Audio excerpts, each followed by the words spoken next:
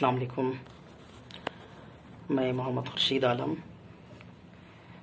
پی H D scholar JNU، اور میں آج بات کروں گا اردو زبان و ادب کے بارے میں۔ جو نصاب ہمارے ہاں داخل ہے اس نصاب کے تحت بات کریں گے۔ بنیادی طور پہ ہمارا جو نصاب ہے وہ 8 حصوں میں تقسیم کی گئی ہے، اور ان 8 حصوں کو ہم ایک کے بعد ایک دیکھتے ہیں کیا کیا پڑھنا ہے اس میں، اور اس کی تھوڑی سی بریف انٹروڈکشن کرنے کی کوشش کریں گے کہ ان حصوں میں کیا کیا باتیں کہی گئی ہیں۔ جیسے سب سے پہلے جو حصہ ہے اس میں ہے اردو زبان کی ابتدا اور ارتقاء سے بات کرنے کی بات ہے۔ اردو زبان کی مختصر تاریخ، پیدائش اور ارتقاء، مطلب اس کی بریف انٹروڈکشن اردو زبان کی، کیسے اردو زبان وجود میں آ رہی ہے، کہاں پہ وجود میں آئی، کس طرح سے وجود میں آئی، کن زبانوں کا اثر و نفوذ رہا ان پہ جس کی وجہ سے اردو زبان وجود میں آئی، اور اردو زبان وجود میں آنے کے بعد کس طریقے سے ارتقاء کر رہی ہے، کس طرح سے ترقیاتی منازل کو طے کر رہی ہے یہ زبان۔ اگر اس زبان کی بات کریں تو ابتدائی نقوش کی اگر بات کریں تو محققین کی مختلف طرح کی رائے ہیں۔ الگ الگ محققین اپنے اپنے طریقے سے خیالات کا اظہار کیا ہے۔ جیسے اگر آپ باغ و بہار کو پڑھیں گے، اس کے دیباچے میں میر امن لکھتے ہیں کہ اردو اکبر کے دور میں، عہد اکبر میں پیدا ہوئی۔ پیدائش اردو کی جو سن پیدائش کی ایک طرح سے بات کی جا رہی ہے تو وہ اکبر کے عہد میں کہہ رہے ہیں۔ اسی طرح سے مولانا محمد حسین آزاد اپنی کتاب آب حیات میں لکھتے ہیں اردو برج بھاشا جو ہے اس کی ایک شاخ ہے، برانچ ہے، یعنی کہ اردو برج بھاشا سے نکلی۔ اسی طرح محمود شیرانی کا اپنا نظریہ ہے۔ محمود شیرانی کہتے ہیں اردو جو ہے پنجاب میں پیدا ہوئی۔ شوکت سبزواری کہتے ہیں گنگا جمنی تہذیب کو اردو کا مسکن قرار دیتے ہیں، مطلب گنگا جمنا کا جو علاقہ ہے ان علاقوں میں سے یہ زبان نشو نما ہوئی۔ اسی طریقے سے سید سلیمان ندوی کا اپنا خاص ایک نظریہ ہے۔ وہ کہتے ہیں کہ اردو زبان سندھ میں پیدا ہوئی۔ اس کی وجہ وہ اپنا ایک وجہ دیتے ہیں، اپنا نظریہ دیتے ہیں۔ ان کا ماننا یہ ہے کہ مسلمان کیونکہ اس وقت جو عرب سے آئے تو زیادہ تر سندھ کے علاقے میں بسے، اور ان کی وجہ سے اردو زبان کا نشو نما ہوا۔ خیر یہ اپنا سب کا نظریہ ہے، اپنے طور پہ پیش کرتے ہیں۔ اب اس کی ارتقائی منازل کی بات آتی ہے۔ ظاہر ہے جب اردو زبان کی بات ہوگی، ابتدا کی بات ہوئی تو ارتقائی منزل کیسے طے ہوئی ان کی بات ہوگی۔ تو اگر کسی بھی زبان کی ابتدا اور ارتقاء کی بات کی جاتی ہے تو بیسیکلی ان کی دونوں صنف پہ دیکھا جاتا ہے کہ کیسے نظم اور نثر میں اردو ادبیات میں، مطلب ادبیات میں کیسے داخل ہو رہا ہے کہ تھا۔ ایک تو بول چال کی زبان رہ جاتی ہے، دوسرا ادبیاتی زبان ہوتی ہے۔ ادبیاتی زبان پہ اگر دیکھا جائے کیسے جیسے شعر کے فارم میں اور نثر کے فارم میں یہ زبان کیسے بڑھ رہی ہے۔ سب سے پہلے تو ہمیں یہ جاننا ہوگا کہ یہ زبان، اردو زبان میں جو زیادہ تر الفاظ آئے وہ فارسی سے آئے، اور فارسی کو زیادہ چیزوں پر، فارسی سے زیادہ تر اصناف کو انہوں نے اخذ بھی کیا۔ تو سب سے پہلی بات تو یہ ہے کہ اس کی ابتدائی ایگزیکٹ تو کوئی یہ نہیں کہا جا سکتا کہ یہیں سے ہوا۔ سب کے اپنے نظریات ہیں، اپنے طور پہ ہیں، اپنا علاقے پہ یہ کرتے ہیں کہ اس علاقے میں سب کا نظریات ایک خاص علاقے پہ ہے۔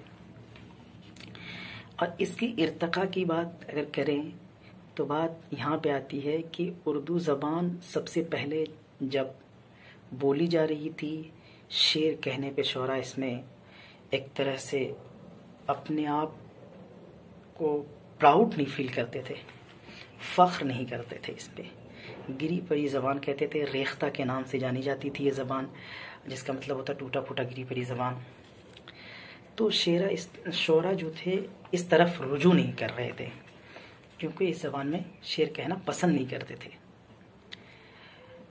جب ہم 1700 کے بعد کا یہ دیکھتے ہیں، ولی دکنی کا دیوان جب یہاں پہنچتا ہے، سب سے پہلے تو 1700 میں ولی دکنی آتے ہیں، تو ان کے دوستوں سے ملاقات ہوتی ہے، وہ پھر اس بارے میں بحث ہوتی ہے شعر کے بارے میں. تو ولی دکنی یہاں سے جاتے ہیں اور اردو میں وہ شعر کہہ کے ایک دیوان اپنا بھیجتے ہیں 1720 میں.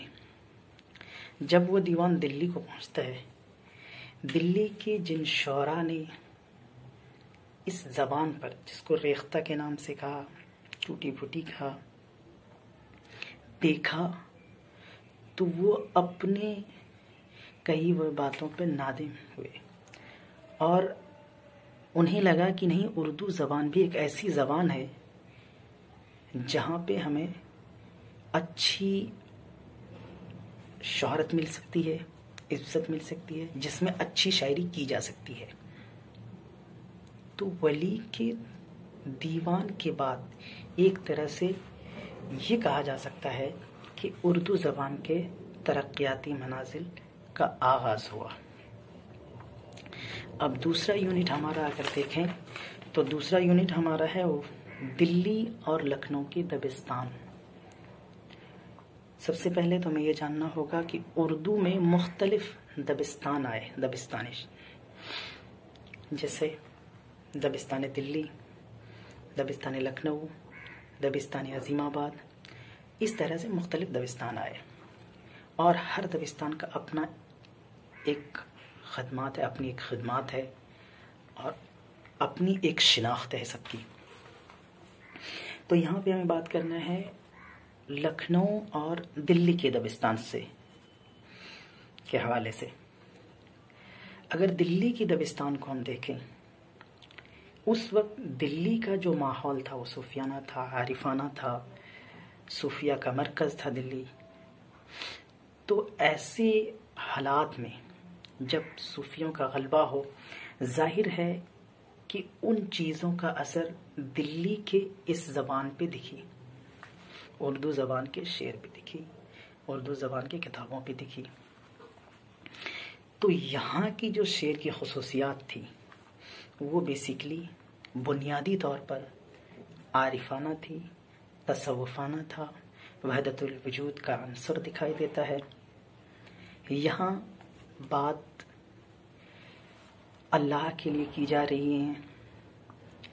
اور جیسے ہی یہ دبستان لکھنؤ کی طرف جاتی ہے، لکھنؤ کی دبستان میں اگر ہم بات کریں تو لکھنؤ کے شعراء میں یہاں کے شعراء کے برعکس چیزیں ہمیں دکھتی ہیں. یہاں بات تصوف کے حوالے سے کی جا رہی ہے، وہاں بات سیدھی اس کے اختلاف کی جا رہی ہو گئی کہ وہاں حسن و عشق کو پروان چڑھی، حسن و عشق کے حوالے سے بات زیادہ ہونے لگی. وہاں کی شاعری میں حسن و عشق کا رنگ دکھنے لگا، رنگینیاں دکھیں. یہ تمام چیزیں لکھنؤ کی دبستان میں دکھی.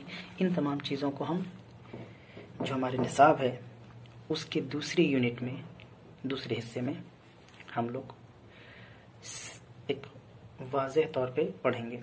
تیسرا ہمارا یونٹ ہے اردو شاعری کا ارتقاء.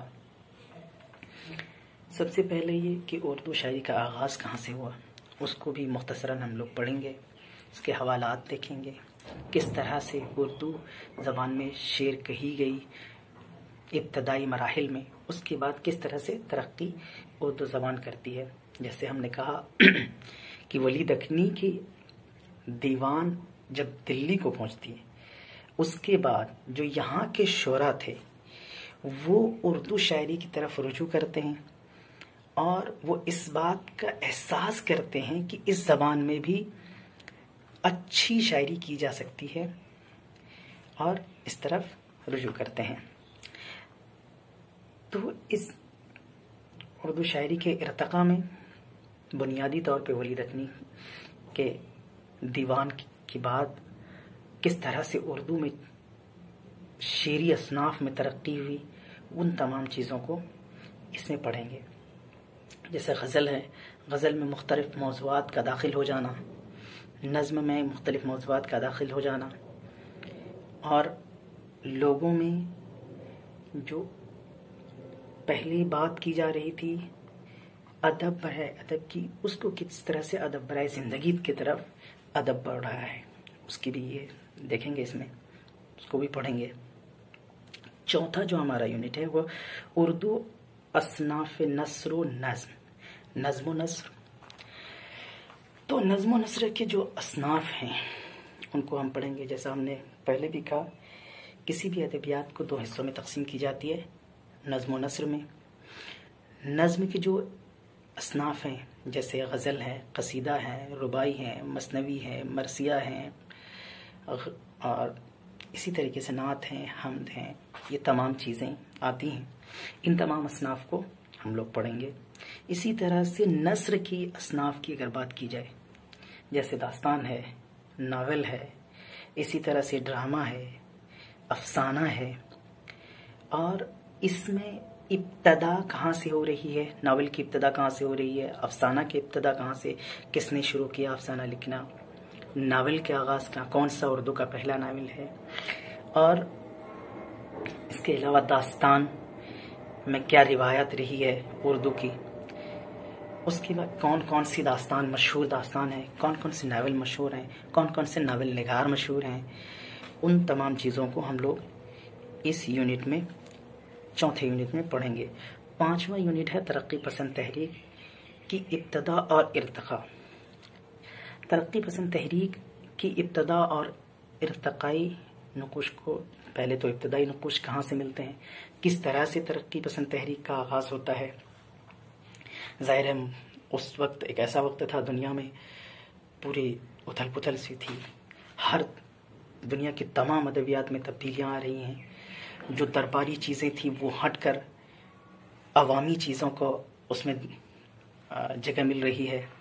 پہلے بات شعراء یا تو خداوند تعالیٰ کے لیے کرتے تھے یا پھر بادشاہ کے لیے کرتے تھے، لیکن اب شعراء بات کر رہے ہیں، عوام کے لیے بات کر رہے ہیں، اپنی شاعری میں عوام کے مسائل کی بات کرنے لگے ہیں، عوام کی زندگی کے مسائل کو پیش کرنے لگے ہیں. یہ تمام چیزیں ترقی پسند تحریک کے بعد داخل ہوتی ہیں. اور خاص جو بنیادی خصوصیت جو ہے وہ یہ ہے ادب برائے زندگی. پہلے ادب برائے ادب، ترقی پسند تحریک کے آنے کے بعد ادب برائے زندگی کا جو اضافہ ہوا، ادب برائے زندگی. یہاں جو ادب کہی جا رہی ہیں وہ زندگی کے مسائل پہ کی بنیاد پہ کہی جائے. زندگی میں کس طرح کے مسائل پیش آ رہے ہیں، ان چیزوں کو شعر میں، ان چیزوں کو نثر میں، ان چیزوں کو ناول میں، افسانہ میں پیش کیا جا رہا ہے. اور اس کے بعد ہمارا چھٹا جو یونٹ ہے وہ اردو کی مشہور کتابیں. جو اردو میں خاص کتابیں ہیں، جو مشہور کتابیں ہیں، جنہیں بہت زیادہ شہرت ملی، ان کتابوں کا اس میں ہم ان کتابوں کو دیکھیں گے، ان کے موضوعات کو دیکھیں گے، اور ان کے مصنف کو دیکھیں گے، مصنف کے خدمات کو دیکھیں گے، اور ان کی جائے پیدائش کو بھی دیکھیں گے، اور کہاں سے تعلق رکھتے ہیں وہ بھی دیکھیں گے. اس میں مختلف کتابیں جیسے باغ و بہار ہے، فسانہ عجائب ہے، فسانہ آزاد ہے، شعر العجم ہے، موازن انیس و دبیر ہے. یہ تمام کتابیں چھٹے یونٹ میں آتی ہیں.